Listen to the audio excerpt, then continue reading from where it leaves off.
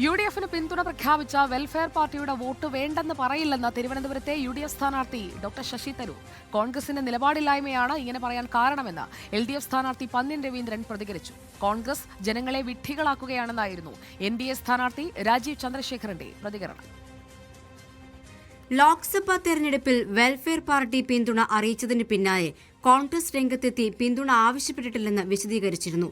എന്നാൽ വെൽഫെയർ പാർട്ടിയിൽ ഉൾപ്പെട്ടവർ നാട്ടിലെ വോട്ടർമാരാണെങ്കിൽ പിന്തുണ ആവശ്യമാണെന്നാണ് UDF സ്ഥാനാർത്ഥി ശശി തരൂരിന്റെ പ്രതികരണം. എല്ലാവരും നമ്മുടെ നാട്ടുകാരും നമ്മുടെ വോട്ടർമാർ തന്നെയാണെങ്കിൽ അവർ പിന്തുണയും അവർ സഹായം വേണം.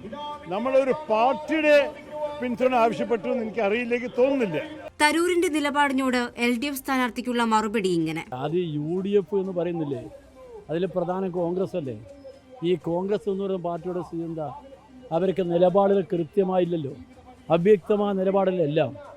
ഒരു കാര്യത്തെക്കുറിച്ച് കൃത്യമായ നിലപാട് പറയാൻ പറ്റിയ ഒരു ലീഡർഷിപ്പ് അവർക്കില്ല എന്നുള്ള സത്യം.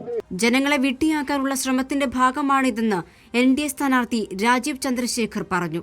ഇപ്പോൾ ഈ കോൺഗ്രസ് എന്ന് പറയുന്ന പാർട്ടി ഒരു സൈഡിൽ ക്രിസ്ത്യൻസിൻ്റെ വോട്ടും ചോദിക്കുന്നു, മറ്റേ സൈഡ് ഈ റാഡിക്കൽ എലിമെൻസിൻ്റെ വോട്ട് ചോദിക്കുന്നു. എല്ലാവരും ഒരു വിഡ്ഢിയാക്കി അവരെല്ലാവരും വോട്ട് എടുക്കാനാണ് അവരുടെ ഒരു എഫേർട്ട്.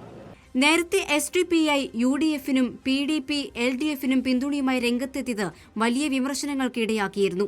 റിപ്പോർട്ടർ, തിരുവനന്തപുരം.